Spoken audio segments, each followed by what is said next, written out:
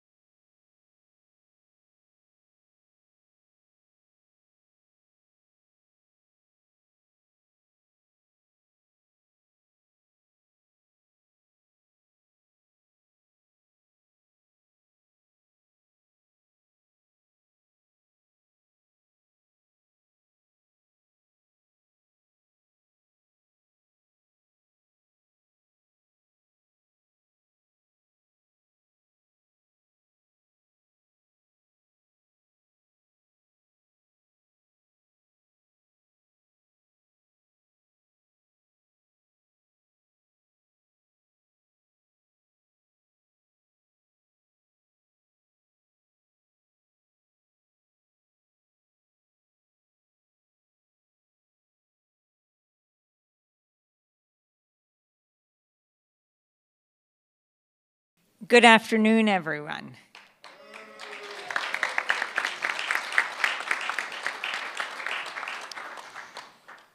It's really an honor to be here and to welcome you all to the Belmarsh Tribunal, convened by the Progressive International and the Wow Holland Foundation, and brought to you live on democracynow.org's website, brought to you live at the Intercept's website and at Democracy Now's YouTube channel and beyond.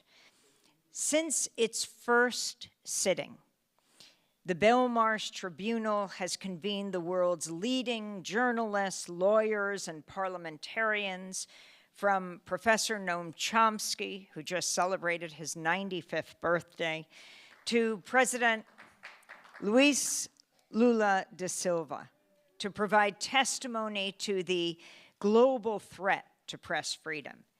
Today, the Belmarsh Tribunal returns here to the National Press Club for its most urgent session as the extradition case against Wikileaks publisher Julian Assange is entering its final stage. In 2010, WikiLeaks came to this very hall in the National Press Club to premiere a video it called Collateral Murder, providing leaked evidence of US war crimes that would forever change the trajectory of the war on terror and the US government's repression of its critics. I remember that news conference that Julian Assange held so well. We interviewed him the next day on Democracy Now! As they revealed this video footage that they had gotten. It was video footage of a July 2007 attack by a US Apache helicopter unit on an area of Baghdad called New Baghdad. There were more than a dozen men below. The Apache helicopter, you can hear them laughing and cursing inside because it's the video not of peace activists on the ground, but from inside the Apache helicopter. They request permission to open fire on this group of men. They get it, and they kill almost all of them. Two of them worked for Reuters. The up-and-coming videographer Namir Nur Eldin was 22 years old, and the driver for so many Reuters reporters in Iraq, Saeed Shama, was 40. He had 4 children. He didn't die in the first attack, in the first blast, but as he crawled away, the Apache helicopter opened fire again and killed him. They killed more than 12 men that day. Reuters repeatedly asked for the videotape to see what happened to their colleagues, and it was only after Julian Assange and WikiLeaks released that video that they got a hold of it. And to show how important press freedom is, in the Iraq notes and Afghan war logs that WikiLeaks also released, we saw that 6 weeks before, an Apache helicopter unit was again hovering overhead. 2 men looked up, they put up their hands, surrendering to an Apache helicopter. The soldiers in the helicopter called back to base, talked to the lawyer, said, "Can we open fire?" They got permission, and they blew them away, these 2 men surrendering. But the response was from above in the helicopter, you can't surrender to a helicopter. And if people had seen what had happened in February of 2007, at the time, I think an investigation would have been opened. And what happened 6 months later to Saeed and Shama and all the men in Iraq who were killed that day by the Apache helicopter unit wouldn't have happened, because they would have been under investigation. Why press freedom, why freedom of information is so important? Because press freedom is really about the public's right to know. Because of these courageous revelations, Julian Assange has been charged under a more than 100-year-old act, the 1917 Espionage Act, and faces a potential 175 years in prison.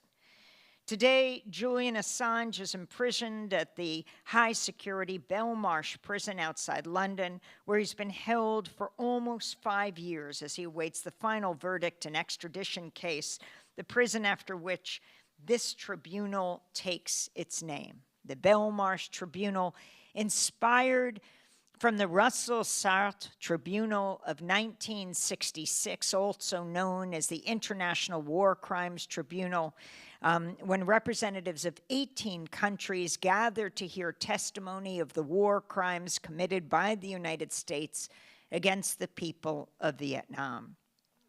The Russell-Sartre Tribunal, the Nobel Prize-winning Bertrand Russell and Jean-Paul Sartre and Simone de Beauvoir and others, that tribunal would turn its attention to Palestine in the years that followed, investigating the state of Israel for its violent occupation of the Palestinian territories and against the people of Palestine. Now, as war crimes multiply in Gaza and the West Bank, with over 17,000 people killed, over 60 Palestinian journalists killed in the past 2 months alone, the Belmarsh Tribunal takes forward the legacy of the Russell-Sartre Tribunal to hear testimony on the threats to press freedom around the world. As the members of today's Belmarsh Tribunal take their seats, the Biden administration is preparing for Assange's extradition early next year, perhaps within the next few weeks.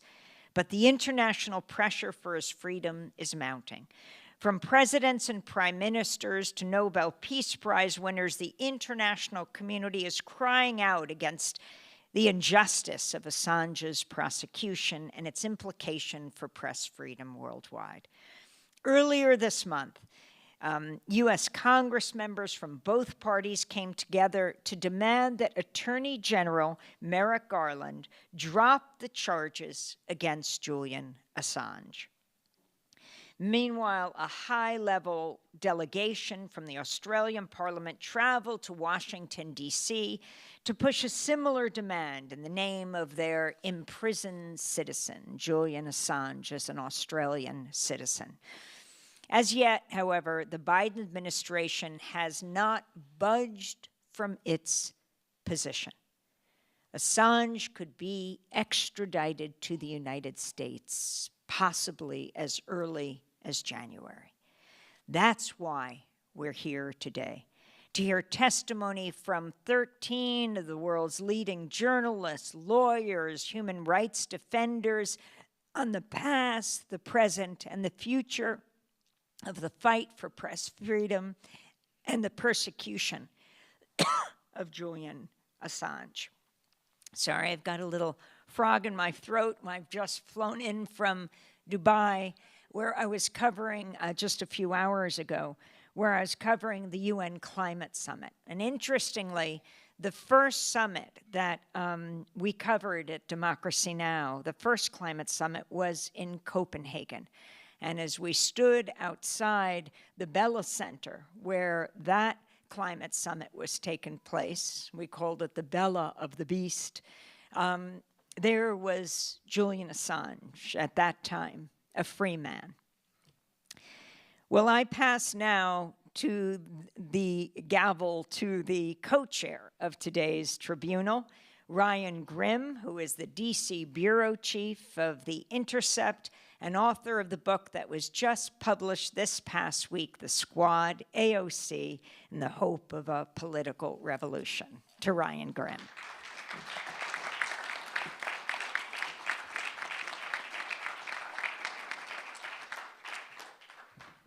Thank you, Amy, and thank you to everybody for coming out here today. I'm going to be quick so we can move to the distinguished testimonies that we're going to receive. Amy spoke eloquently about the way that the persecution of Assange is such a threat to press freedom, and I wanted to speak a little bit more specifically about the charges themselves. And I know that in some ways it can be naive to kind of even engage with the actual indictment, because what Amy described is what is actually at play here.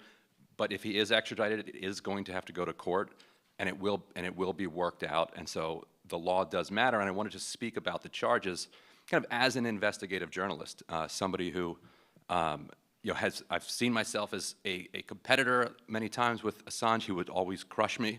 And I think that the animosity that you see from so many journalists toward him is not unrelated to that he has broken more big stories in his career, perhaps, than collectively the rest of journalism combined during the time that he's been a journalist, and I think that's very hard for other journalists to take. So I want to talk about two specific elements of the indictment. First of all, there's a myth out there that he's being charged as a hacker and not for publishing. If you do a Control F in the indictment for publishing, you will find it multiple times. It's just simply a lie. He is charged with publishing classified information. You often hear him described as a traitor, that there was some treason involved. I can't think of anything more absurd to charge somebody with who isn't an American citizen. The time that he was here in this room may be the only time he's been to the United States. If he's been here more than that, it's not much. So if you've barely ever even visited a country, how can you commit treason against it? The idea that say, I have committed treason against Saudi Arabia for reporting on them, or the UAE, is just as absurd. And they would love nothing more than to be able to make that the bar, so that if you're traveling anywhere around the world, you say, well, here are our laws around press freedom. He violated them. We're extraditing him to our country. So the two key points here. One is this idea that he asked Chelsea Manning to go ahead and get information for him. For one, investigative journalists do this all the time. We are constantly getting leaks from sources, and then we'll say, what else do you have that can confirm this? What else do you have that can contextualize this? If what he did is illegal, then everything that every investigative journalist does when they're doing investigative journalism is illegal. And in one way, that is the goal of the indictment. The phrase that he used was even careful when he was chatting with Chelsea. He said, she said, this is mostly all I have. Do you want me to see if I can get anything else? He said, curious eyes never run dry in my experience. So he was being careful about what he said, but even if he had said, yes, we want more, that's what journalists do. They want more information. The second key part is the way that they talk about how he offered to help Chelsea to break a hash that would give her anonymity as she was obtaining and providing this information. To me, that's no different than any journalist who tells a source, put a potted plant on this side of your door, and that will be a signal that we're going to meet in a parking garage. Put a potted plant on this side of the door, and it'll be a signal that we're not. That's back in the low-tech Watergate days. Today, it would be, contact me on Signal. Here's how you reach out to me so that you're going to be protected. It would also be describing you in a vague way in an article so that the authorities do not know who the source is. All of these things are basic source protection methods that he was engaged in with her, and to frame that as criminal activity, which the indictment does, is a direct threat to any journalism that is not just repeating, on-the-record statements from authorities, which is not an accident. And just finish with the key point that from the crimes that were exposed to the world by Chelsea Manning to Julian Assange, only two people have ever been punished for that, and that's Chelsea Manning and Julian Assange. And so, Amy, do you want to introduce our first speaker? Thank you. Well,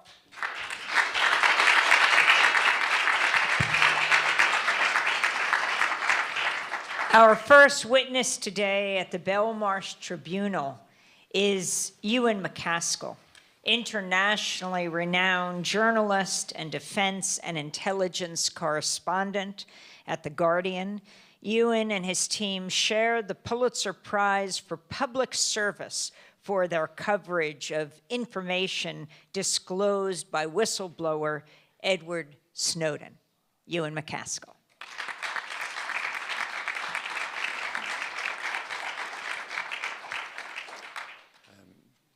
It's a real pleasure to be here. I was at the Belmarsh Tribunal in London, but I think it's more important to be at this one in Washington, because this is where the story is really going to happen. Just one elephant in the room to get out of the way. I'm Scottish. I think that's kind of obvious. So some Americans panic when they hear a Scottish accent. But I'll speak more slowly than usual. Thanks, Amy. Amy and Ryan covered 2 points, one about collateral murder, and Ryan was good in the way journalists actually work and deal with sources. But I'll come back to it. Part of the reason I'm here is from 2007 to 2013, I was the Guardian's Washington Bureau Chief. And so I was here in 2010 when this story broke. I wrote some of the stories from the cache of documents that Julian Assange and WikiLeaks provided. And I covered the reaction from the White House, State Department, and others. I know there's quite a lot of hostility, particularly in the left in America, towards Julian Assange over what happened in 2016 in the White House elections. But maybe it's a bit presumptuous for somebody who's not American to ask you to park that, because this extradition has nothing to do with 2016 in Russia. This extradition is almost exclusively, although there's some extra hacking allegations, is mainly to deal with what happened in 2010. And those leaks, as Amy said, are an act of journalism. They're a public service. If not for Julian Assange and WikiLeaks and Chelsea Manning, we wouldn't have known about the Apache attack in Iraq. Up until that point, we didn't really know what was happening in the war in Iraq and Afghanistan, at least not in a realistic way. Those war logs provided an account of how the US and its allies were losing the wars in Iraq and Afghanistan, contrary to the public line that they were actually winning them. That's akin to what Daniel Ellsberg did with the Pentagon Papers in the 1970s over Vietnam. There are lots of other stories there, hundreds of stories that were in the public interest from the diplomatic cables. The fact that the US was spying on the then Secretary General Ban Ki-moon and other UN officials, stories about Saudi plans to, or Saudi desire for an attack on Iran, stories about what US diplomats really thought about Arab dictators, and that some ways that contributed to the Arab Spring. Now, these are all acts of journalism, and they should be welcomed. That's what journalists are supposed to do. In the UK, Assange has been, first he was in the Ecuadorian embassy, and as Amy said, he's been in Belmarsh now for almost 5 years. But there's very little coverage in the UK press on Assange. The idea that a journalist publisher could be in a high security jail and nobody's paying much attention seems almost inconceivable to me. But it's almost never reported. Apart from when he was first arrested and taken to Belmarsh, there's been very little reporting. There's not much reporting in the US either. There's exceptions like Ryan, and the New York Times published an editorial in support of Assange in conjunction with The Guardian, Le Monde, and others. But these are rare events. You hardly ever hear anything in the States about Assange. So, but he will be extradited. I'm pretty sure he will. I know the way the UK courts work. It's politically motivated. That court will agree to the extradition of Assange. When the UK is so close to the US, they're reliant on intelligence sharing. So when the US asks for something from the UK, they nearly always comply. So I mean, the chances are that Assange is going to come back here. Then it will be a big story, and people will be all over it. They'll be talking about press freedom. And if you're going to influence this, you need journalists to be writing about it already. You need US journalists to be putting in freedom of information requests. Maybe Ryan is already doing that. You need investigations. You need journalists in America tapping their sources in the White House or State Department or the Justice Department and doing stories. You need activists writing to the members of Congress. You need to sort of generate some sort of buzz around this story. Again, I apologise, I'm coming from Britain and I shouldn't be telling Americans what they should be doing, but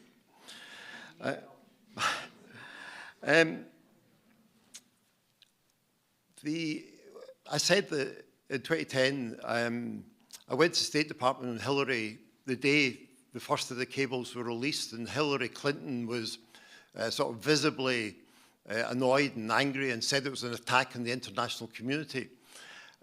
Joe Biden, was then Vice President, described Assange as a high-tech terrorist.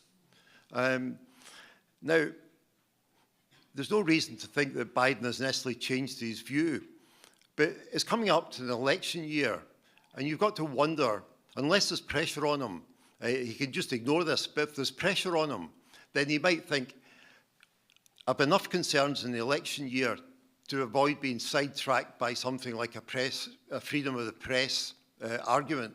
So if the people in this room and the people watching were to engage in pressure on their members of Congress, try to get journalists' interest, then that's the best thing that could happen for Assange.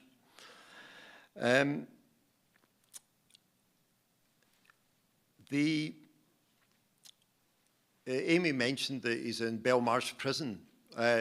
You might not be aware, Belmarsh is the maximum security prison in the UK. Many of the inmates there are terrorists convicted of fatal attacks in Britain, serial killers. The idea that Assange, even if you accepted that he was maybe guilty of some sort of computer hack thing, the very lowest of the charges against him, he should not be in that company. The idea, it tells you everything you need to know about Britain, that they would put Julian Assange, the messenger, the person that told us the truth, should be put in a high security prison. This will be the 5th Christmas that he spent in Belmarsh. The court case is, the final court case in Britain, an appeal is pending. At any point, the judges will announce the date for the ruling. They'll give 3 weeks' notice, then they'll give their ruling. Within hours of that, he could be on a flight to the US. It might go to the European Court of Appeal, and Britain, which is an ambivalent attitude towards the court, may sort of delay things, or it may just decide we don't care about the European Court, he's off to America, and now it's in American hands. And this is sort of final point. Whenever people talk about Assange, especially journalists, they say this is a dangerous precedent for journalists. It really is. The US has constantly tried to muddy the waters, saying that Julian Assange isn't a journalist, he's not a publisher, It doesn't matter. These are just labels. In this modern day where journalism takes lots of forms and people can be journalists from their own laptops at home, these old labels don't matter that much. What matters is this was a serious act of journalism. He provided a public service. And if journalists are going to be prosecuted under the Espionage Act, designed to deal with German spies during the First World War, then that is a serious matter for investigative journalists and journalists engaged in reporting national security. Any journalist engaged in reporting national security is then in danger of being charged under the Espionage Act.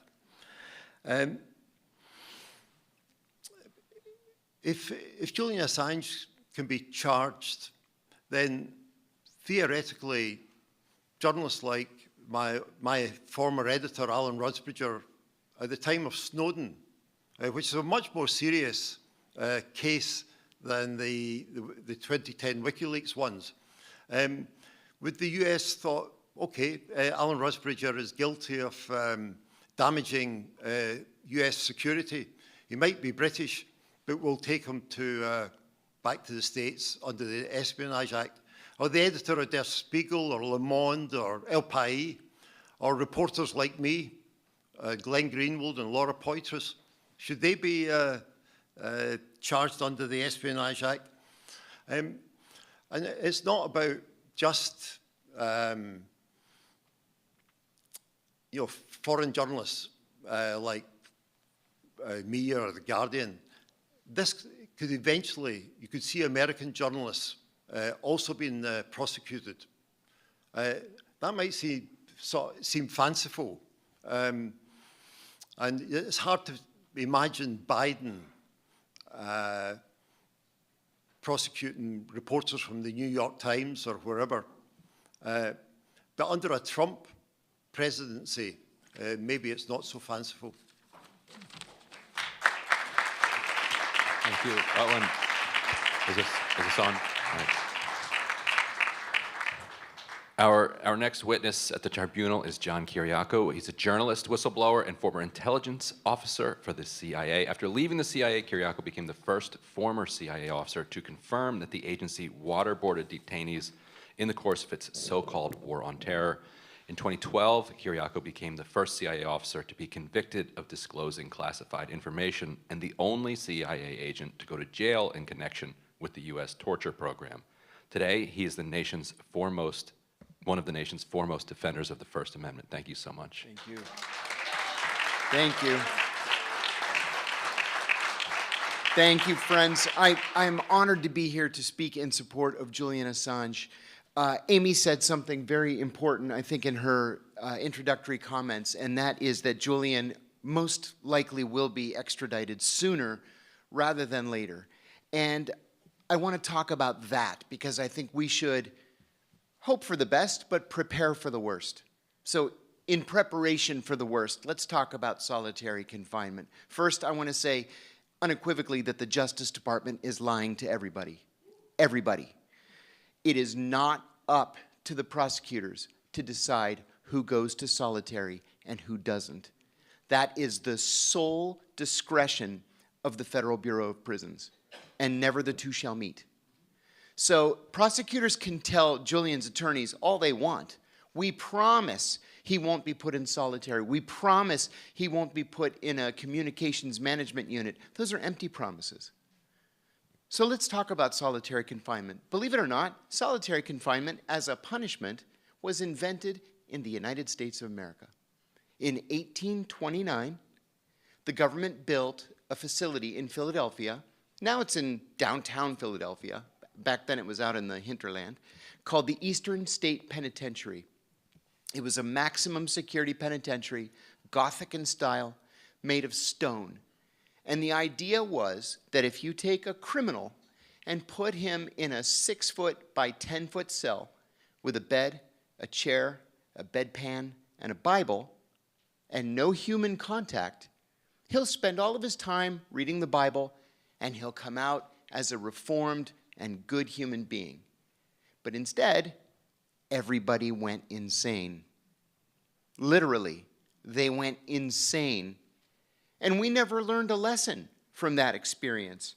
I want to share with you the words of just a few people who have spent time in solitary. Before I give you their words, I want to remind you that the United Nations has declared the US practice of using solitary as a punishment to be a form of torture. That's from the United Nations, it's not from John.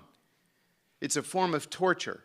Anything longer than 15 days is a form of torture. But in this country, we keep people in solitary confinement for currently as long as 44 years. Can you imagine 44 years with no human contact? First, I want to tell you about Cesar Villa. He is currently a prisoner in the Pelican Bay State Prison in California. He wrote this recently, following his 12th year in solitary confinement. He said, "Nothing can really prepare you for entering solitary. It's a world unto itself where cold, quiet, and emptiness come together, seeping into your bones and then eventually into your mind. The first week I told myself, this isn't so bad, I can do this. The second week I stood outside in my underwear, shivering as I was pelted with hail and rain. By the third week I found myself squatting in a corner of the yard, filing my fingernails down over concrete walls. My sense of human decency dissipated with each day. At the end of the first year, my feet and hands were split open from the cold. I bled all over my clothes, my food, between my sheets. My sense of normalcy began to wane. Although I didn't realize it at the time, looking back now, that's when my mental unraveling must have begun. My psyche had changed. I had gone insane. I would never be the same." Thomas Silverstein, who spent 28 years in solitary confinement at the U.S. Penitentiary in Atlanta, said, "My cell was so small that I could stand in one place and touch both walls simultaneously. The ceiling was so low that I could reach up and touch the hot light fixture. My bed took up the entire length of the cell and there was no furniture otherwise. The walls were solid steel and painted white. The lights were always on. Shortly after I arrived, the prison staff began construction, adding more bars and other security measures to the cell while I was still in it. It's hard to describe the horror I experienced during this construction process. As they built new walls around me, it felt like I was being buried alive. Due to the unchanging bright artificial lights and not having a wristwatch or a clock, I couldn't tell if it was day or night. Frequently, I would fall asleep, and when I woke up, I wouldn't know if I had slept for 5 minutes or 5 hours. I had no idea what time of the day it was. I now know that I was housed there for about 4 years, but I would have believed it was more than a decade if that's what somebody had told me. It seemed eternal and endless and immeasurable, and just after he wrote those words, he died, still in solitary confinement." One more person, William Blake, spent 25 years in solitary. He said this, "Solitary is a sentence worse than death.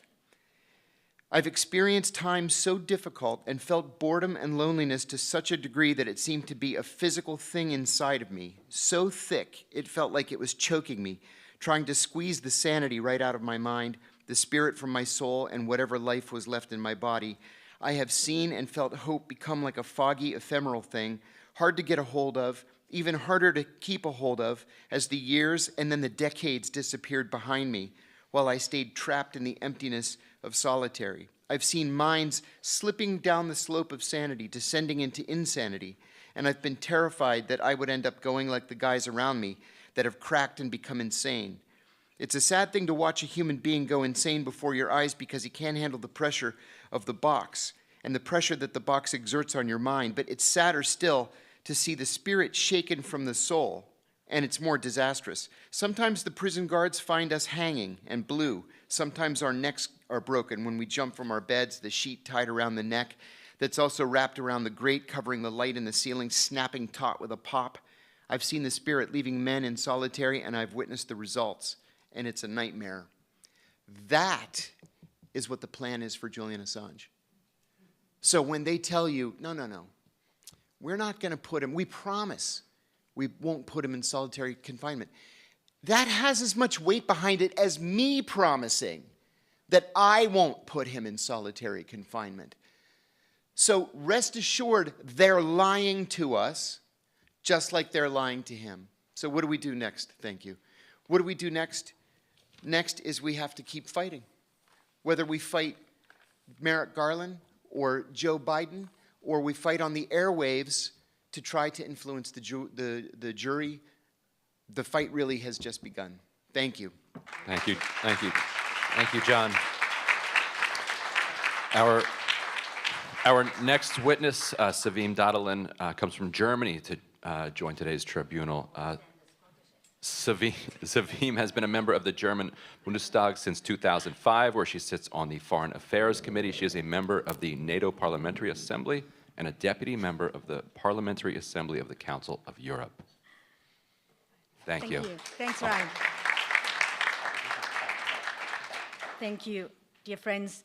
Just allow me to say a word in the light of the UN Security Council meeting last night regarding the call for an immediate and humanitarian ceasefire in Gaza.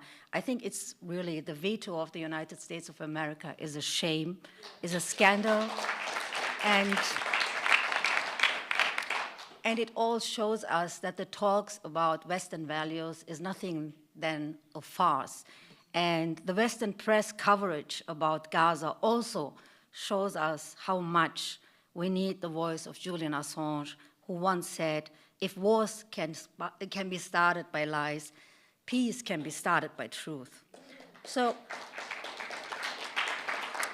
over 11 years ago, I had the honor and opportunity of being the first parliamentarian to visit Julian Assange during his asylum in the Embassy of Ecuador in London. For over 11 years, Julian has been deprived of his liberty, spending 7 years as a political refugee in the Ecuadorian embassy and more than 4 years as a political prisoner in the high security prison in Belmarsh in London. Over the course of these 11 years, the persecution of Julian Assange has been continually ramped up. Today, he is facing the end of a show trial, which is completely unworthy of a rule of law state, and he is closer to extradition to the United States than ever before. Julian is facing charges because he published information on US war crimes. And it is not only Julian who is in the dock.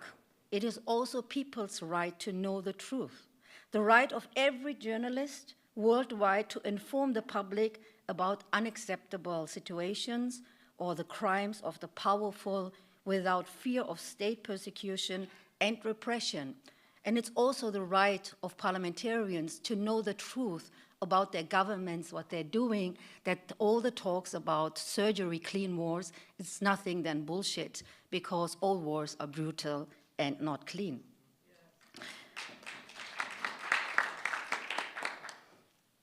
Julian Assange is joined in the dock by what people in our hemisphere like to proclaim as Western values, no less. Julian's crime is to have exposed more than anybody else the double standards of the Western community of values to which he has himself ultimately fallen victim. And this is the reason behind attempts to punish and make an example of him. The persecution of Julian by the US government is aimed at silencing him and silencing the truth.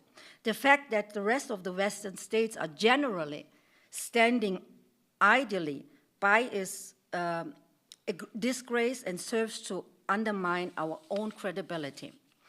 Yet across the world, numerous people of organizations have refused to stand idly by. They have even organized resistance against the persecution of Julian Assange, against the unprecedented attack on press freedom. In 2020, in Germany, for example, only a few months after the beginning of the extradition proceedings against Julian, we founded a cross-party parliamentary group entitled Freedom for Julian Assange, which involves members of the German Bundestag from all democratic parties, and then we follow up with building these kind of groups in some other countries in Europe. 2 years later, shortly after the British government had agreed to Julian's extradition to the United States, we at the German parliament successfully adopted, with a large cross-party majority, a resolution calling for Julian Assange's release. And in this petition, the German Bundestag condemns for the first time the political persecution of Julian Assange as an attack on press freedom, and calls on the federal government to work towards his release from custody in the United Kingdom and to advocate in its dealings with the US government for an end to his persecution. This success is just one example of a growing worldwide movement campaigning for Julian Assange's liberty and for protecting press freedom. Although these developments are encouraging, we must not forget that the decisions on Julian Assange's future and life are taken in Washington alone. It is here in the United States of America that the persecution of Julian began, and it is here it can and must be ended. It is therefore encouraging that representatives, colleagues of mine from both the House and the Senate, have now come together to call on the Biden administration in a bipartisan letter to end the persecution of Julian Assange. Now that the extradition of Julian is coming closer, it is up to us to increase the pressure further and unite forces. Over the last few days, I have held discussions among others with colleagues from the United States Congress and promoted the idea of a transatlantic initiative campaigning for Julian Assange's freedom. When governments get together and strive to rid themselves of democratic oversight by silencing one of the most important chroniclers of the contradictions and shortcomings of their policies, then we all have to have a collective democratic duty to resist this. Calling for freedom for Julian Assange means campaigning for the truth and defending the fundamental rights which are the very foundation of our societies. There is too much at stake to allow party divisions or the ocean between us, which separates us, to prevent us from uniting. Free Julian Assange, free press freedom, and free the truth. Thank you.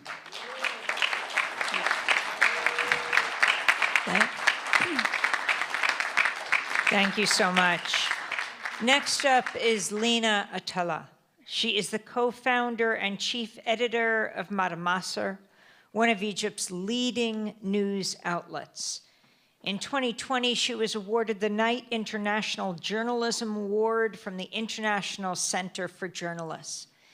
After we covered the UN Climate Summit in Sharm el-Sheikh, Egypt last year, we went to Cairo to Lina's offices to interview her. Incredibly brave journalist who had been jailed, who'd been detained. Late last month, she was summoned to appear for questioning before the Cairo Appeals Prosecution for her courageous coverage of what has been happening in Gaza. For this reason, she could not make the trip to join us here at the Belmarsh Tribunal. She joins us now by video from Cairo. Hi, my name is Lina Attalah. I'm a journalist based in Cairo. I'm also the founding editor of Madamasser, an independent, also Cairo-based news website. I so happen to be facing right now prosecution for coverage we have done in the recent days about pressure being put on Egypt to accommodate Palestinians displaced in the current Israeli war in Gaza. Some of the charges I'm facing, which include publishing false news, could land me a jail sentence. But I also want to go back to 10 years ago and even more when I was involved in covering cables revealed by Wikileaks for this newsroom and for the previous newsroom I was working with. We so happen to have been some of the few publications that were involved in the cables coverage, especially cables addressing very local issues that would require contextualization as well as further reporting to explain their informational value in the moment they were revealed. In fact, some of the cables I covered involved Egypt's political management of the Sinai Peninsula, which has historically been the hoped-for site for the displacement of Palestinians of Gaza by Israel and its allies for years and years. To keep covering this issue and many others in Egypt today means to constantly hunt for leaks, depending on the willful treason of those who see the value of public interest and information hidden from them. In fact, on the sidelines of working on the leaks revealed by WikiLeaks, we learned that journalism is originally an act of treason, breaking open the closed doors of knowledge guarded by the clerics and their secularized political successors today. So WikiLeaks, in that sense, was a foundational moment for journalism, but that some of the leaks are cables coming from one of the most powerful political enterprises in the world, if not the most powerful, and that the price being paid for it are grave charges and endless prosecutions, are telling facts of the ultimate limits to our public right for information. These are the limits that won't be avoidable under democratic rule and liberal values triumphing the public right to know. These are the limits that power will always manage to push for, and these are the limits that would send those who challenge them to jail and assign them to ongoing pursuit.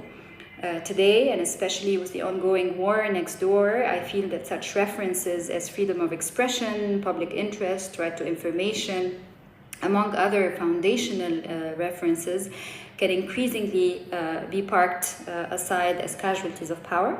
I'm not fooled that these references can be activated in their absolute meaning, or that they are enough to protect our practice as journalists or whistleblowers, or our rights as people by and large. But I'm increasingly alarmed by the ease of their erosion in this moment. As generative as crises tend to be, I also hope that this is a moment of reckoning, that where new intellectual frameworks and political strategies can emerge to protect our right to share and receive crucial information, frameworks and strategies that can keep pushing the boundaries of knowledge and that can liberate Assange and all those divulging important secrets of power. Thank you very much.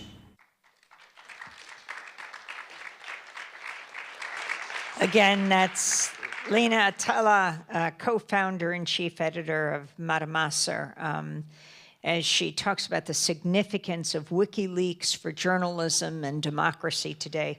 She has also been fighting for the release of the Egyptian political prisoner Allah Abdel Fattah and many other political prisoners who are held in Egypt, which helps to explain the enormous pressure she is under right now. We turn now to the next witness at the Belmarsh Tribunal, Abby Martin, investigative journalist, host of the Empire Files, an independent documentary and interview series reporting on conflicts, repression, and the future of the First Amendment. She's been active as an editor and international journalist for more than a decade, published several books and directed several movies, most recently, Gaza Fights for Freedom.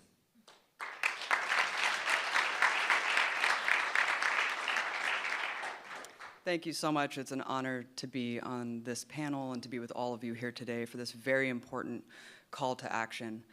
The past 8 weeks have been the deadliest on record for journalists, with 60 confirmed killed in Gaza so far. They are being targeted for assassination, many alongside their entire families.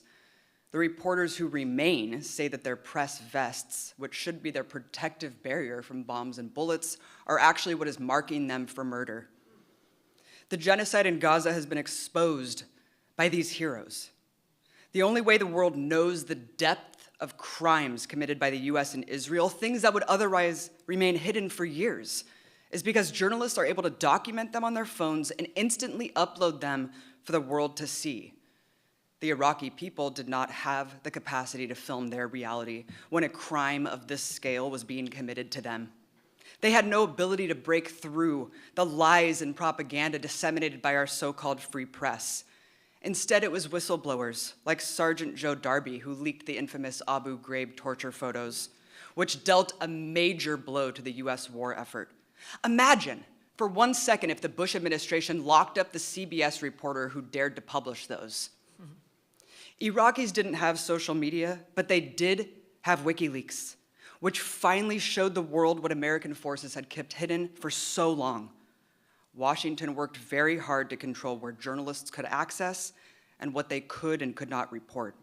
WikiLeaks was the antidote for that lack of free press during what was the greatest atrocity in the modern era. The Iraq war logs forced Americans to confront what the United States was doing in our names. They gave proof to Iraqi society the extent to which US soldiers had been killing civilians. And the revelations made the occupation untenable. Chelsea Manning and Julian Assange helped end the Iraq War.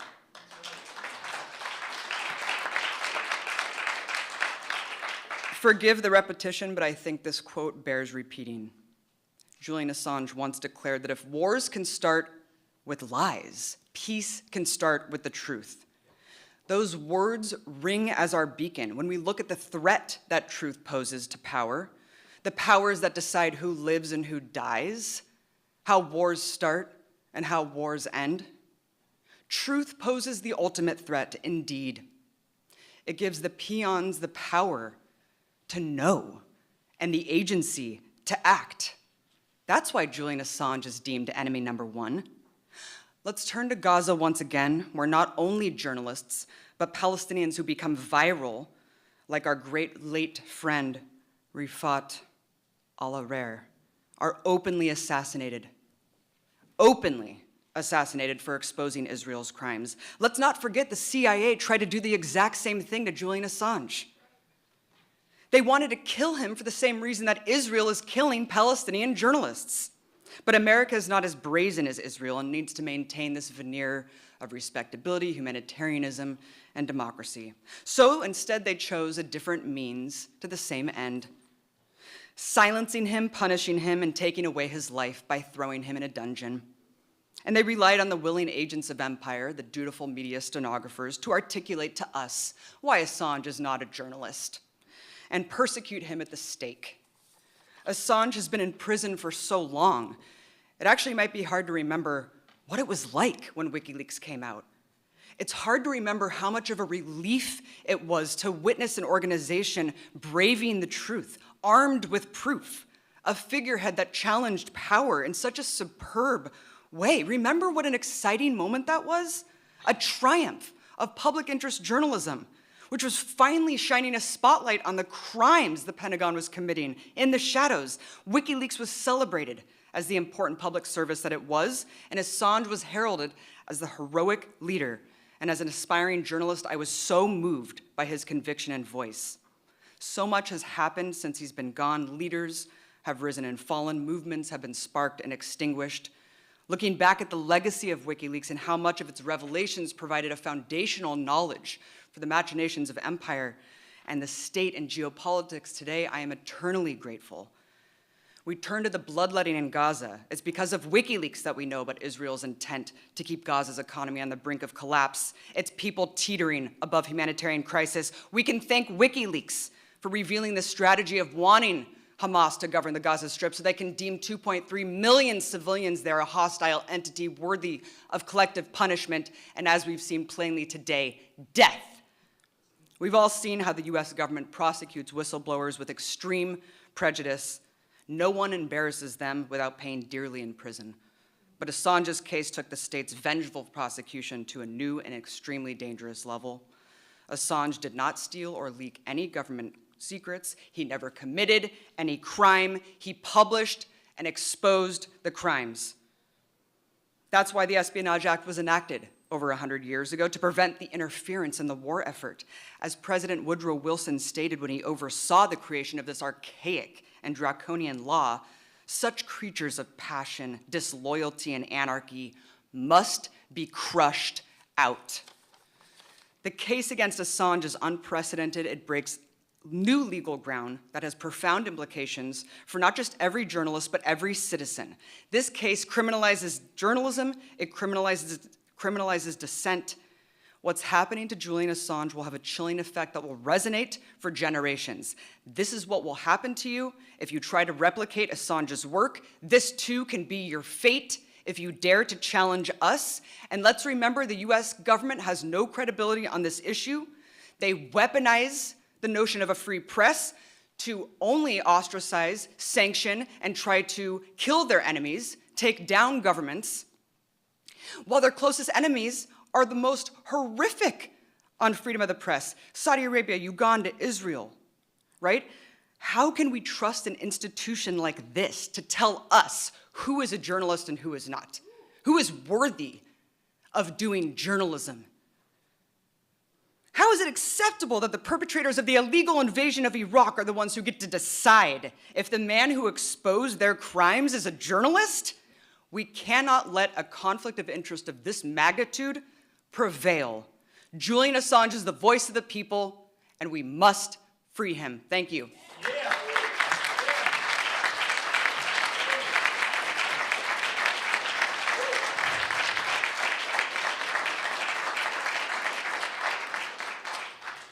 Our next witness is Mikhail Sontheimer. Unfortunately, he couldn't be with us today. He's an acclaimed German journalist and historian who has several decades of experience working in journalism and editing. He was the founder of the German newspaper Tageszeitung and its main editor.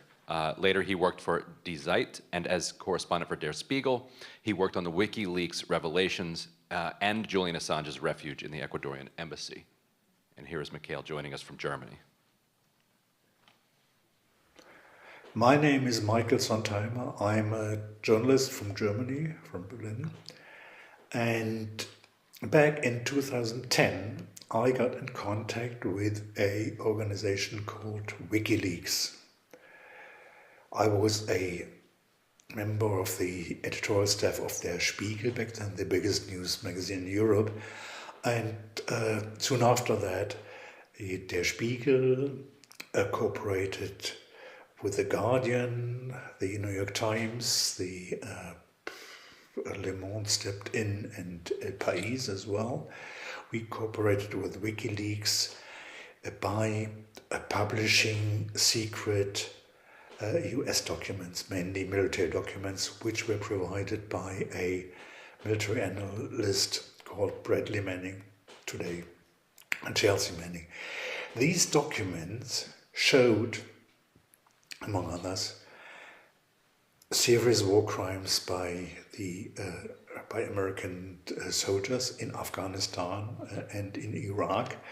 Especially shocking and horrible was the video called Collateral Murder by WikiLeaks, in which you can see how a Apache helicopter is circling above Baghdad and deliberately killing two Reuters journalists and civilians. These publications had quite an impact. They were well recognized all around the world, and the responsible American institutions obviously were quite annoyed about being exposed in that way. The WikiLeaks also published in 2010 with Der Spiegel and all the other journalists, we published the so-called diplomatic cables, more than 90,000 emails by American diplomats, which showed the arrogance in which quite a few US diplomats looked at other countries in the world. So the Department of Justice in Washington started a criminal investigation, not alone against Julian Assange, but also against other members of the WikiLeaks staff. And parallel to that, a defamation campaign or character assassination campaign was launched against Julian Assange. He was depicted as a rapist raping two women in Sweden, as a narcissist, as a crazy person, as whatever. And this worked. The many liberals or left the people who had supported WikiLeaks and Julian Assange, did not know what to do, and Assange was quite isolated and saw no other way than to flee and then to run into the Ecuadorian embassy in London and apply for political asylum, which was eventually granted to him in 2013. But it was a kind of, quite luxurious, but it still was a prison. He was in the embassy for 6.5 years, complete surveillance, microphones, cameras all over, and the material was sent to the United States. On the other side, WikiLeaks continued to publish the material, but in the end, the pressure of the United States government on the Ecuadorian government was so strong that the Ecuadorians withdrew the political asylum of Julian Assange, and he was arrested by British police more than 4 years ago, and since then, as we know, he's in a high security prison. Meanwhile, it took a while, but meanwhile, all important journalist associations and institutions and human rights organizations and NGOs are demanding the immediate release of Julian Assange.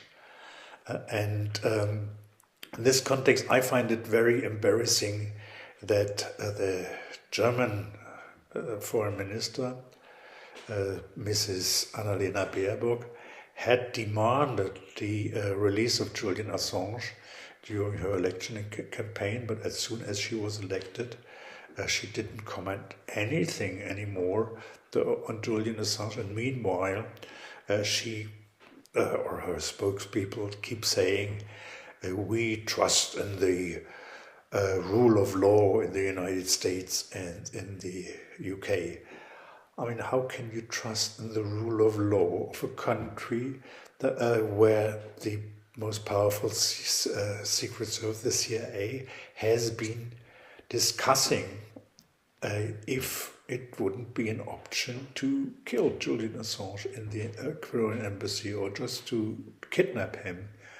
I mean, this was never planned. It didn't happen, but I mean, we know how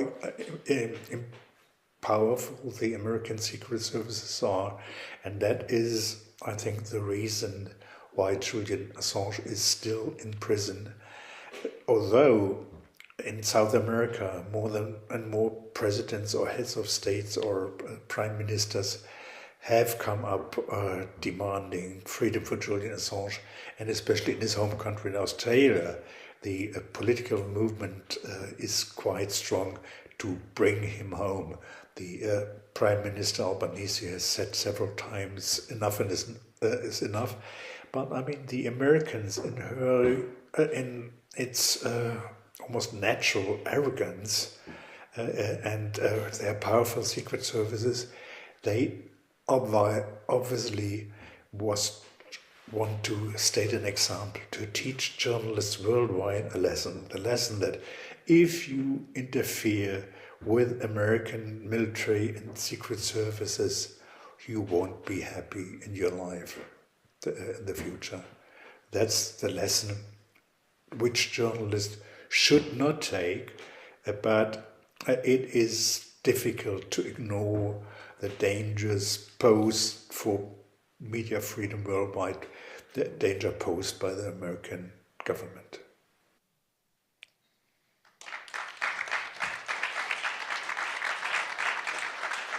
That's Michael Sontheimer. Now to our next witness, the legendary investigative reporter Mark Feldstein currently holds the Richard Eaton Chair of Broadcast Journalism at the University of Maryland, 20 years as an award-winning on-air investigative correspondent at outlets like CNN and ABC News. Mark.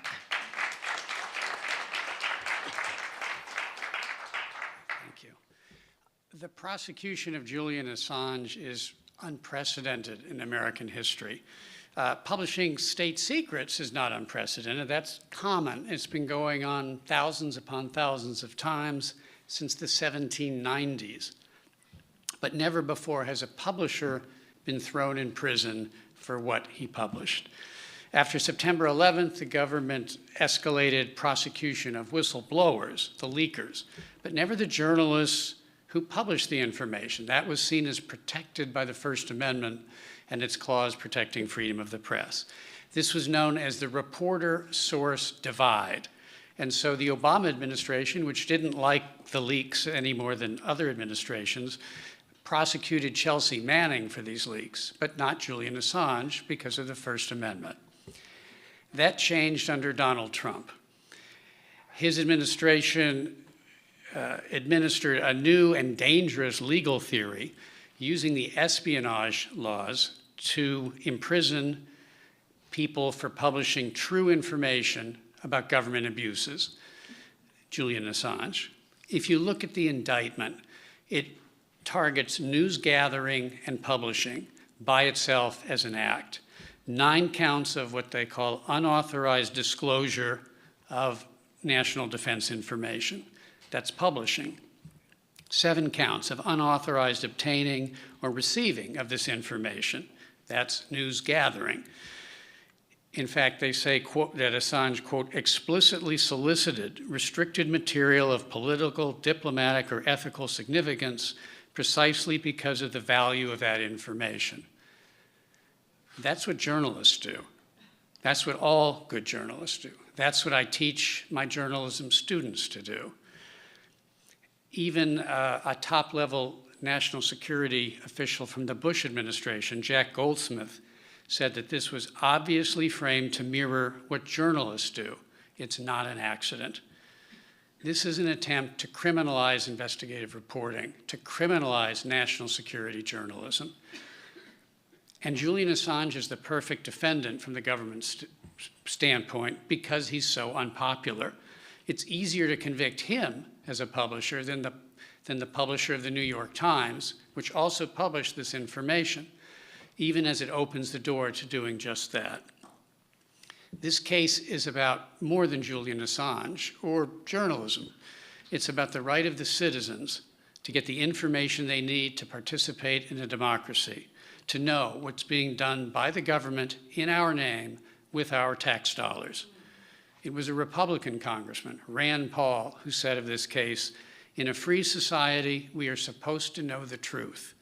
In a society where truth becomes treason, we are all in trouble."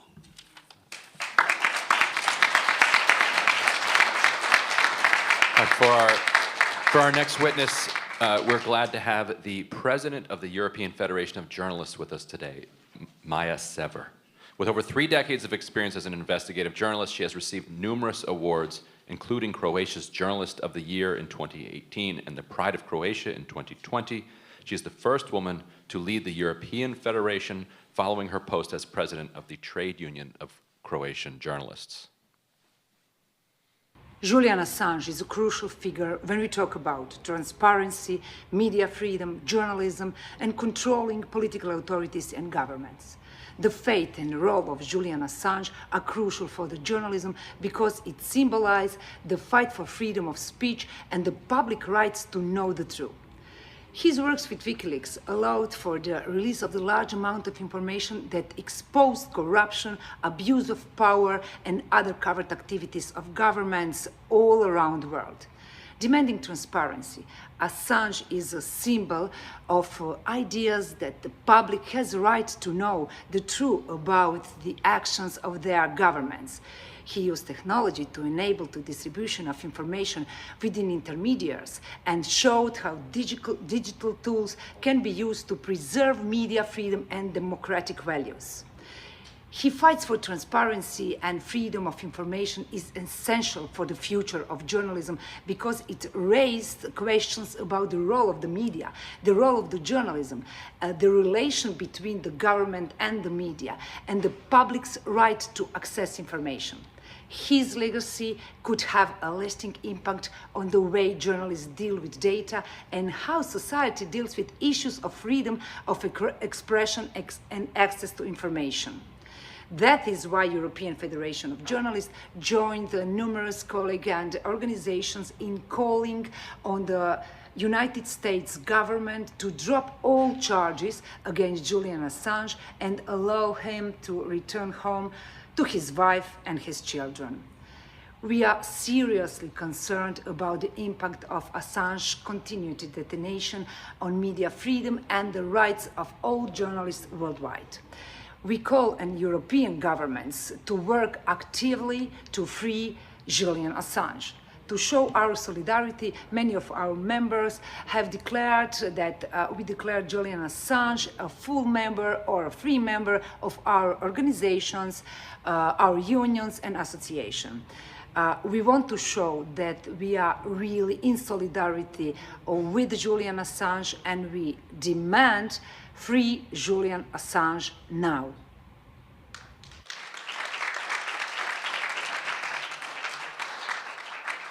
Our next witness at today's tribunal is Ben Wizner, lawyer, civil liberties advocate with the American Civil Liberties Union. Since July of 2013, he's been the lead attorney for NSA whistleblower Edward Snowden. He's also an adjunct professor at the New York University School of Law. Ben. Thanks, Amy and Ryan. Thanks to Progressive International for including me again. It's an honor to be a member of this tribunal. I want to do something a little bit different with my 4 or 5 minutes today. I want to speak to people who are not in this room and who would not be in this room. To people who would in fact disagree with what has been said and will be said today. To people who do not believe that WikiLeaks is one of the world's indispensable journalistic organizations and who regard Julian Assange not as a journalist but as a chaos agent or worse, a hacker. To people who don't necessarily believe that American empire is the greatest threat to world peace and who see America as largely a force for good in the world. To people who see no connection between the imprisonment of Julian Assange and the vital investigative journalism they read in America's leading newspapers.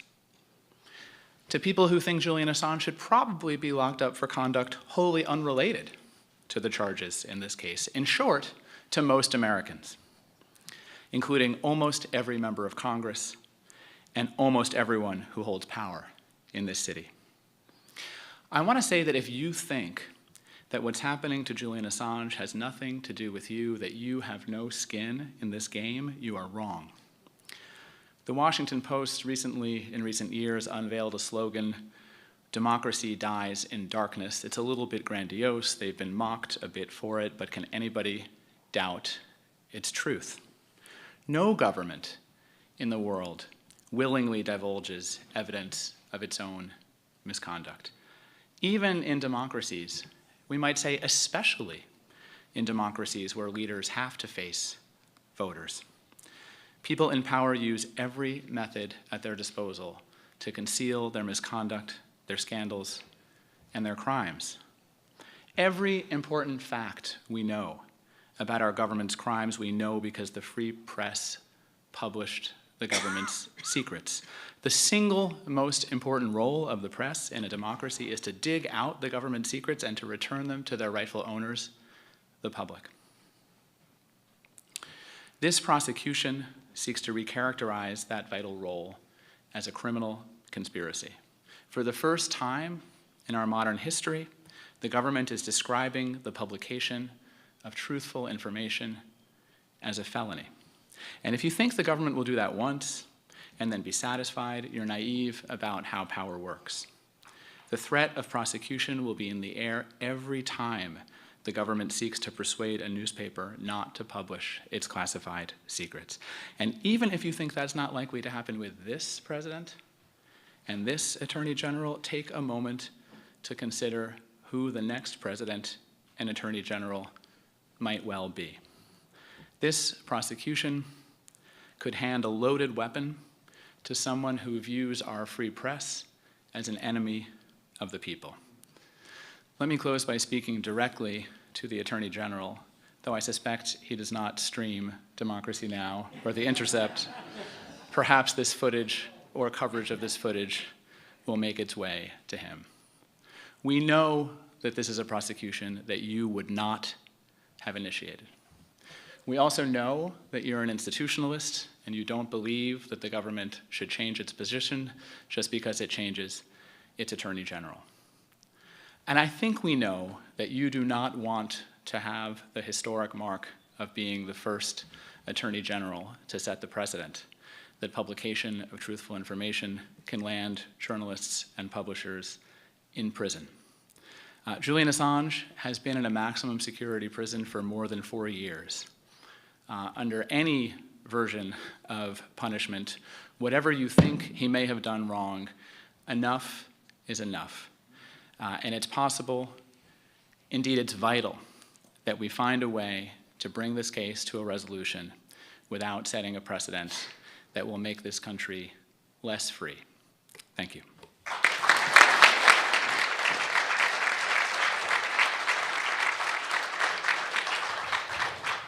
Our next tribunal member is Marjorie Cohn. She's a professor emerita at the Thomas Jefferson School of Law. Previously, she was the president of the National Lawyers Guild.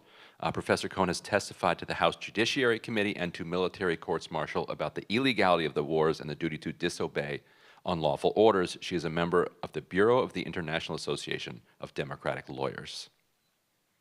The indictment against Julian Assange, which was filed by the Trump administration, is based on WikiLeaks' 2010 to 2011 exposure of war crimes committed by the United States. Assange was also indicted for exposing Cablegate. His indictment had nothing to do with Hillary Clinton and the 2016 election. In 2010, U.S. Army intelligence analyst Chelsea Manning provided WikiLeaks with documents containing evidence of U.S. war crimes. Those included the Iraq war logs, which were 400,000 field reports describing 15,000 unreported deaths of Iraqi civilians, as well as systematic rape, torture, and murder after U.S. forces handed over detainees to a notorious Iraqi torture squad. They contained the Afghan War Diary, 90,000 reports of more civilian casualties by coalition forces than the U.S. military had reported. And they included the Guantanamo files, 779 secret reports with evidence that 150 innocent people had been held at Guantanamo Bay for years, and 800 men and boys were tortured and abused in violation of the Geneva Conventions and the Convention Against Torture and other cruel, inhuman, or degrading treatment or punishment. The United States has ratified both the Geneva Conventions and the Convention Against Torture, making the U.S. a party to those treaties. Under the Supremacy Clause of the U.S. Constitution, treaties are the supreme law of the land. That makes the obligations contained in them part of U.S. domestic law. It means the United States is bound to follow the obligations set forth in those treaties. Chelsea Manning also furnished WikiLeaks with the notorious 2007 Collateral murder video. It depicts a U.S. Army Apache attack helicopter targeting and killing 11 unarmed civilians, including 2 Reuters journalists, as well as a man who came to rescue the wounded in Baghdad. 2 children were injured. After the attack, a U.S. Army Jeep drove over one of the dead bodies, severing it in half. The Collateral murder video reveals evidence of 3 different violations of the Geneva Conventions and the U.S. Army Field Manual. First, civilians can never be targeted. Second, rescuers can never be targeted. And third, it is forbidden to deface a dead body. WikiLeaks also exposed Cablegate, which consisted of 251,000 confidential U.S. State Department cables that disclosed corruption, diplomatic scandals, and spy affairs on an international scale. Those documents, according to the New York Times, told the unvarnished story of how the government makes its biggest decisions, the decisions that cost the country most heavily in lives and money.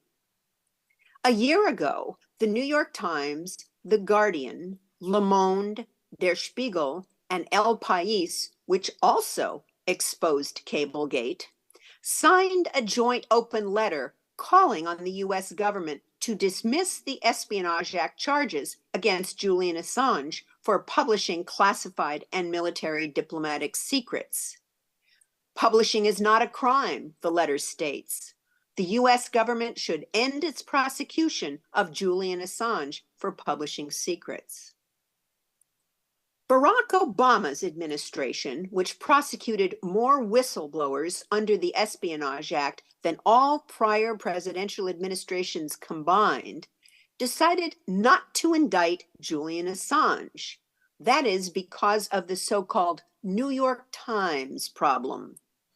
That means they would also have had to indict journalists from major news outlets that did the same thing that WikiLeaks did.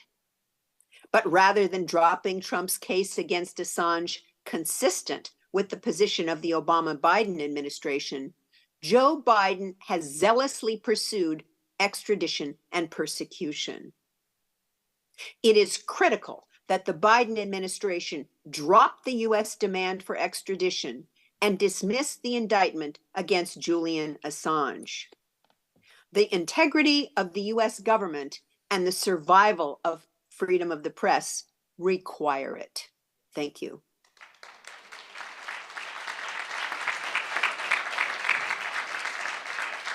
Next up is Trevor Timm, co-founder and executive director of the Freedom of the Press Foundation, journalist, activist, legal analyst who previously worked for the Electronic Frontier Foundation. He's the author of Fighting for the Press, the inside story of the Pentagon Papers, and other battles. Timm. Trevor Timm. Thank you, Amy, and thank you, Ryan. It's an honor to be here. Many panelists have already eloquently spoken about the fact that what Julian Assange is accused of is not a rarity in journalism. In fact, it's what journalists from mainstream papers, from the New York Times to the Wall Street Journal, do almost daily, which is talk to sources about classified information, ask them for more information, and publish that information. In fact, it's written into their job responsibilities. But when you talk to defenders of the Justice Department or spokespeople for the Justice Department, they will often, they are unable to say unequivocally that this will not create a precedent that will allow them to go after those same journalists, but they will say, of course, we would never do that.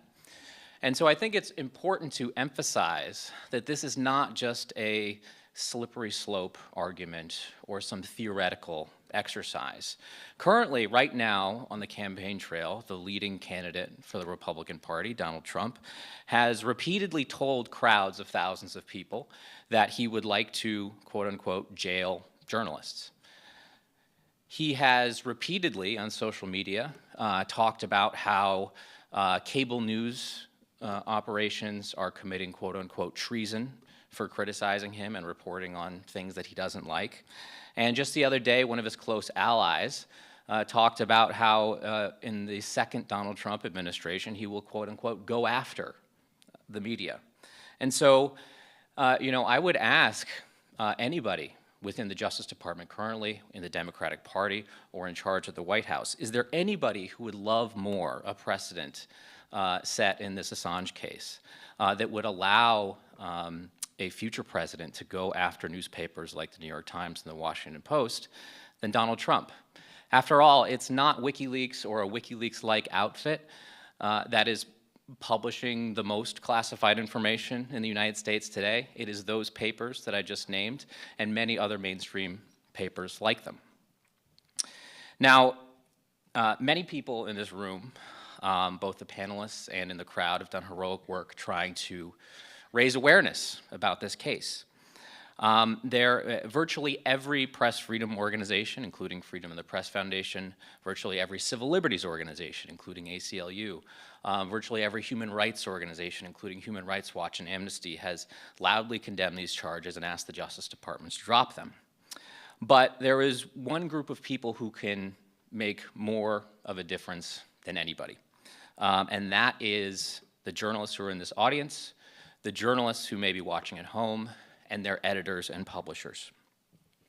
Now, you might say that journalists don't like to make their opinions known about various issues, whether it's because of claims of bias or because of the rules inside of their newsrooms.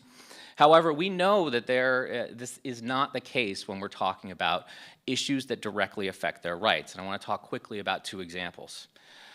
When you go back and look at what happened during the Trump administration, when he was out there calling journalists enemies of the people, when he would tweet to his tens of millions of followers by name, naming journalists and calling them every insult in the books, journalists banded together and loudly condemned this behavior, both individually and collectively. They went up to members of Congress and forced them to condemn this behavior and asked them what they were going to do.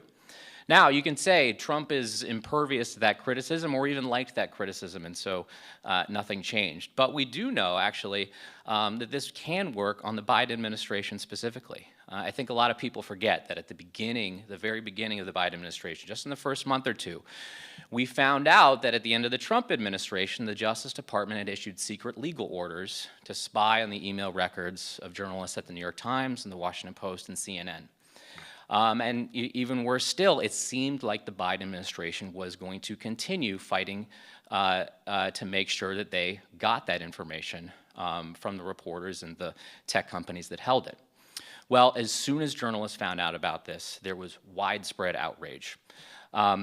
Journalists of all stripes, from mainstream news organizations to independent, were loudly condemning this on social media. The next day, I think it was even over the weekend at the White House, they were being peppered with questions. And despite the Biden administration saying that they never want to meddle in individual cases in the Justice Department, which is a noble goal, they almost the next day declared that their administration's policy was they were not going to allow the surveillance of journalists anymore. The Justice Department quickly got this message.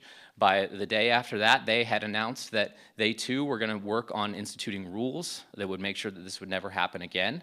And a few months later, they released the strongest rules, internal Justice Department rules, that they've ever had.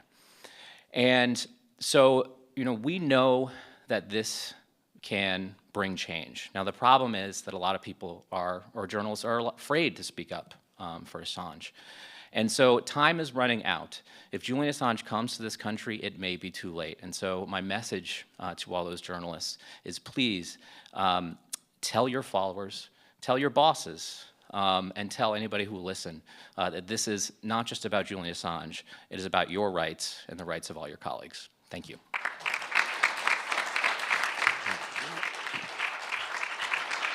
Our next member of the Belmarsh Tribunal joins us now from Berlin. Ece Temelkuran is an acclaimed Turkish author and journalist. She is the recipient of the Freedom of Thought Award from the Turkish Human Rights Association, the Pen for Peace Award, and Turkish Journalist of the Year. Hello, my name is Ece Temelkuran. I'm here to tell you about fascism, what to do against it, and why Julian Assange is central in our fight against global rise of fascism. I've been a journalist in Turkey, and as you know, my country is now a fully formed authoritarian state. Many Western countries, until very recently, believe that fascism takes over the political power overnight, that it marches to power in goose steps. It is, in fact, a long and torturous process. And one of the very first steps in this process is the loss of truth. It is not an abstract phenomenon. Actually, it begins with targeting journalists and journalism and all those who speak the truth. Targeting journalism doesn't right away begin with imprisoning them or getting them fired. It begins with discrediting them first. And then, when they are defamed enough, when they have less and less people to support them, the journalists become vulnerable before the power. And that is when they are put in prison, and as in Julian Assange's case, held in solitary confinement. Alongside them, the truth is imprisoned, and that is when the authority is free to say whatever it wants and shamelessly act however it wants. As we very well know, there has been a massive global campaign to discredit Julian Assange, and his image has been painted in such a way that many people, and for a very long time, hesitated to support him. Although the tide has turned now, too long time has passed before many enough understood that the fact is Julian Assange has been targeted and made into a victim of international criminal law only because they wanted to draw a line about the truth for the others, for the other truth sayers, and how much of the truth can be told. After practicing journalism for 2 decades in Turkey, losing a country to fascism, and writing a book called How to Lose a Country that explores the global patterns of new form of fascism, I can tell you quite confidently, telling the truth and revealing the dirty secrets of the power takes a lot of faith in humans. Telling the truth while being aware of the consequences at its very core means that you believe that when enough people know about the wrongdoing, they will take action. If only they knew, you think to yourself, they would do something to change the course of events. Now, it falls on us to fulfill Julian Assange's faith in us and not let him down. Fascism, even the messy, quite colorful new form of it, when you look deep into the heart of it, is the total loss of faith in humankind and its capacity to change the world for the better. This means that if we fail the truth sayer and his faith in us, we will fail ourselves and side with those who are keeping the truth in solitary confinement, with those who think that we cannot change anything, with those the world and the humanity cannot be better. This will be our colossal moral failure. On the other hand, we will then contribute to the rise of global fascism by being silent. We are not non-factors of history. We count. And in order to prove it today, we need to stand with the truth and with Julian Assange. Thank you.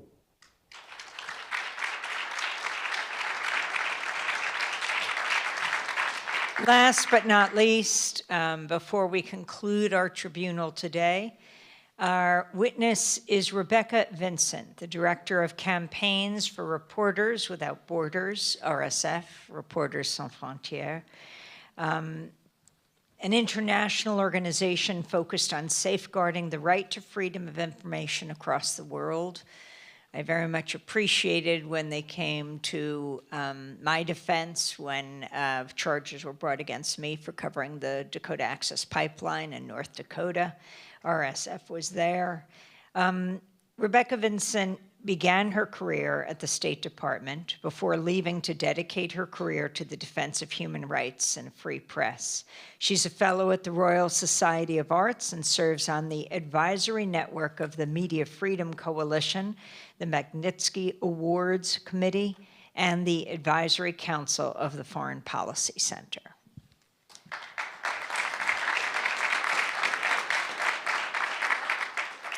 Thank you, Amy and Ryan, and also to Progressive International for bringing us all here together today. It's a pleasure to be here on behalf of Reporters Without Borders, known internationally as Reporters Sans Frontières. So if I say RSF, it's because of our French acronym. At RSF, we defend Julian Assange because of his contributions to journalism. The publication by Wikileaks in 2010 of the leaked diplomatic and military documents informed extensive public interest reporting around the world, including by the New York Times, The Guardian, Le Monde, El País, and Der Spiegel, of course, the 5 original media partners of WikiLeaks who worked together to treat the leaked materials journalistically, but also reporting by hundreds of other media outlets around the world over the years. The publication of these materials exposed information in the public interest, including war crimes and human rights violations that to this day have never been prosecuted. Only the publisher is being pursued. If the US government succeeds in its efforts to secure Julian Assange's extradition to the United States and bring him to trial here, he will be the first publisher prosecuted under the Espionage Act. This outdated law has itself become the focus of growing calls for reform, in part because it lacks a public interest defense. This means that no publisher, journalist, or journalistic source accused in this way could defend their actions as serving the public interest. Although the US government puts much emphasis on other accusations against Assange, it is important to note that the bulk of this case is based on Espionage Act charges, 17 of the 18 counts against Julian Assange. Prosecuting him on these charges would set an alarming precedent that could change the very future of journalism, as it would pave the way for similar prosecutions of journalists and media organizations around the world. These charges should be immediately dropped, and the Espionage Act should be reformed to ensure such a case can never be brought again. As part of our global campaign for the release of Julian Assange, RSF has monitored the full extradition proceedings in London courts, which commenced in February 2020. Gaining access to these hearings was not easy, and we were the only NGO that fought our way into court to monitor every stage of this process. During the first instance proceedings in particular, we faced an extensive and evolving set of barriers to observation that violate the principles of open justice and the right to a fair trial. I want to emphasize that my colleagues and I have never experienced such difficulty monitoring any other court case in any country, even during the pandemic. We persevered because it was so important to bear witness to this historically important case, and in court, what we observed was disturbing. During the first instance proceedings, Julian Assange was held in a glass cage at the back of the courtroom, where at times it was clear he had trouble following proceedings and could not easily consult with his legal representation. Even more disturbing is the fact that Assange has not been allowed to attend court in person ever since. The last time he was seen outside of Belmarsh Prison was during a bail hearing at Westminster Magistrates Court on January 6, 2021, nearly 3 years ago. He is now only permitted to join court hearings via a video link from prison, and at times he has looked very unwell in doing so. Alarmingly, we learned that he suffered a mini-stroke in prison during the appellate hearing in his case in October 2021. This is an important reminder of his state of mental health and physical health, which remain at great risk, which is exacerbated the longer he is in detention, and would be brought into even more dire risk in conditions of extradition. So when we say that the extradition of Julian Assange is a possible matter of life or death, that really cannot be ignored. Fast forwarding to today, we await news of Day X, the final UK court hearing that represents the last possible stage in domestic proceedings, bringing Julian Assange dangerously close to extradition. If there's any glimmer of hope, it perhaps lies with the ongoing diplomatic negotiations between the US and Australian governments over Assange's fate.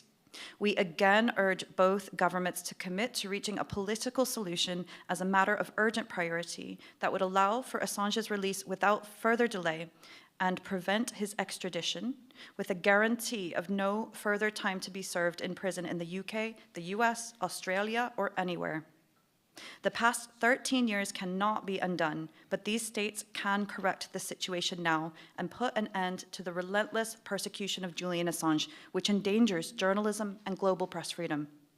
It's more crucial now than ever before to unite in our global call to free Assange and to stand up for the principles at stake. It's a pleasure to be gathered here today in the very city at the epicenter of this all, with those who are determined to fight for Julian Assange and for all of our right to know. May this be the last Belmarsh tribunal that is ever needed and the last time anyone ever faces such treatment for publishing information in the public interest.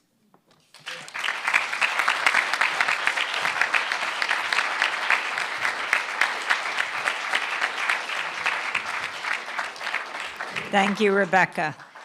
And that concludes this Belmarsh Tribunal. These final thoughts. As our first witness, Ewen MacAskill, was speaking from The Guardian, I looked up a piece that was in The Guardian a couple of years ago. Senior CIA officials during the Trump administration discussed abducting and even assassinating WikiLeaks founder Julian Assange, according to a U.S. report citing former officials. The discussions on kidnapping or killing Assange took place in 2017, according to Yahoo News, when the fugitive Australian activist was entering his 5th year sheltering in the Ecuadorian embassy in London.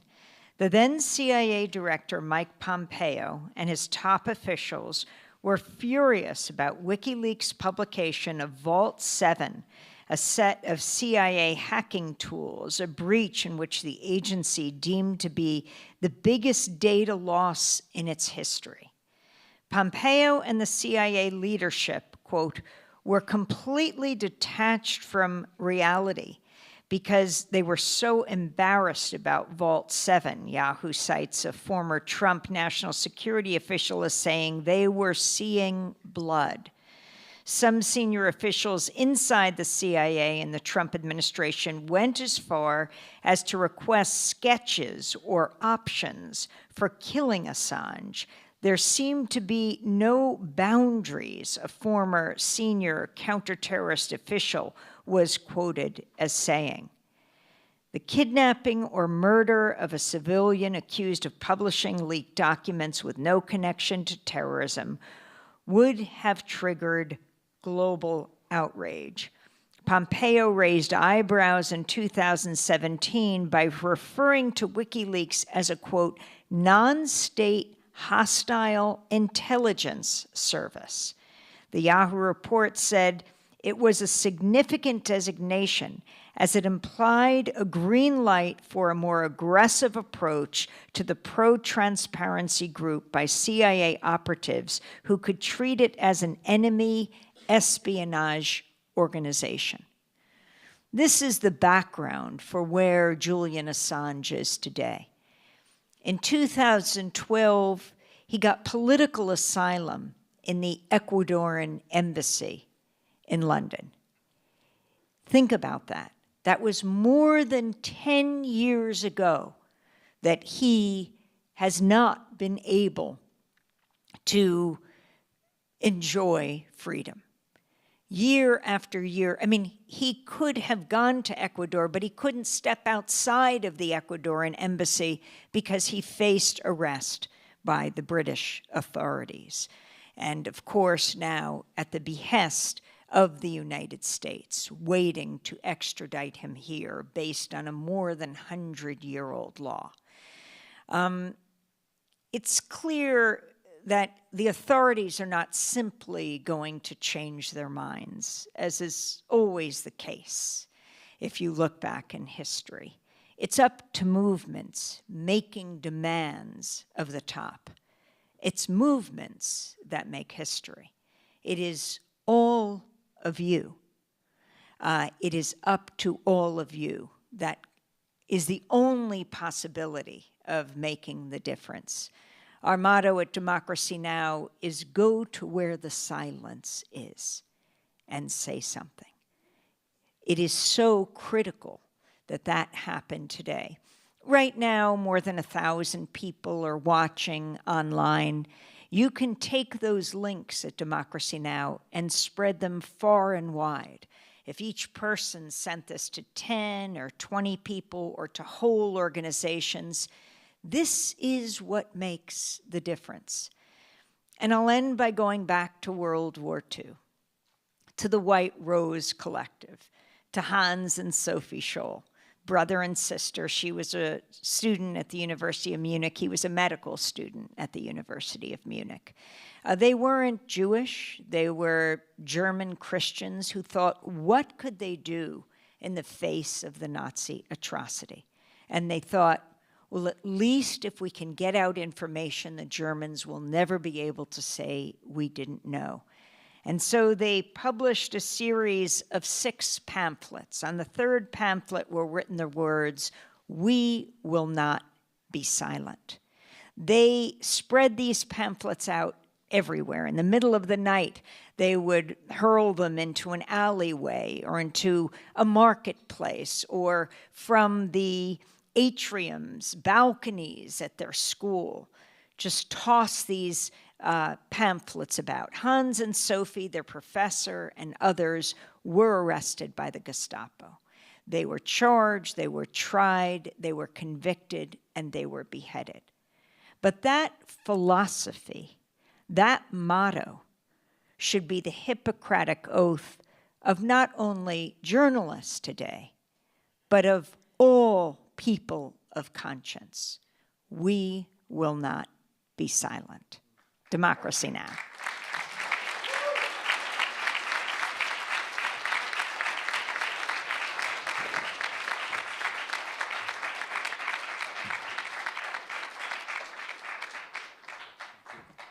So a quick programming note for people who are here in person. I have books out in the hallway, and I also have, for people around the world that might not understand this, I also have some granola that's out there. And that's because last week I made a whole bunch for a school fundraiser. That is the way that we fund our public schools here. The F-35s, we've got that covered somehow when it comes to schools. So I sold a lot of it, not all of it, so I brought the remainder here. Please take some home with you. A couple quick points. One, thank you to John Kiriakou for diving in on solitary confinement.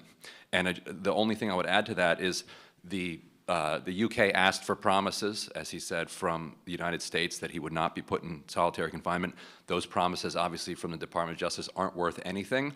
They also included, basically parenthetically, a clarification in their promise that they made to the UK, which they can't make because it's the Bureau of Prisons that does it, that if they decide later that he does need to be put in solitary confinement, that they will do so. Like, that's even in the document that they sent to the UK, in which they could have completely just lied. Instead, they wouldn't even make a firm, meaningless promise. One point on what Mark Feldstein said, I'm glad he brought up the reporter-source distinction. I was interviewing Daniel Ellsberg several years ago, and I brought that very distinction up about how they can prosecute a source but not a journalist. And he made the point that he believes that that's unconstitutional, and that if he had gone to trial, he was going to challenge that. His argument was, you don't shed your First Amendment rights and privileges just by going to work for the government, that the government can do plenty of things. It can destroy you financially, it can fire you, it can strip your security clearance. There are plenty of administrative responses that they could have for somebody who leaked classified information based on their conscience. Now, selling it to a foreign government, obviously that's espionage, that's different. But what he said, they cannot criminalize that act, so that there is, and Abby Martin made the point, that this is not just an attack on journalists, it's also an attack on all citizens who dissent and who want to speak up. And the last point I'd make is to journalists who might be watching this around the world, who feel some discomfort about this because they just don't like Julian Assange. And I would remind them that it is not a coincidence that they're targeting Julian Assange, who is somebody who both has published some of the most impactful journalism over the last 20 years, but also is so disliked among so many of his peers, and also among the kind of different partisan ecosystems here in the United States. You know, lots of factions of the Republican Party consider all of the free press to be an, quote, enemy of the people, to quote the former president. And the Democratic Party, of course, so many elements within that don't like him because they blame him for 2016. And so whenever they're going to try to roll back freedoms, they're going to target those who are kind of the most vulnerable, the least popular. And when you see that happening, that's when you need to stand up. We don't need your voice when it's easy. We don't need your voice defending the New York Times. They're okay. When we need you is when you feel that little twinge, like, there might be some risk here to me speaking up. Like, that's the precise moment when you have to do that. And that's what everybody here is doing. That's what everybody on this tribunal did today. And I'm so grateful for that. Thank you.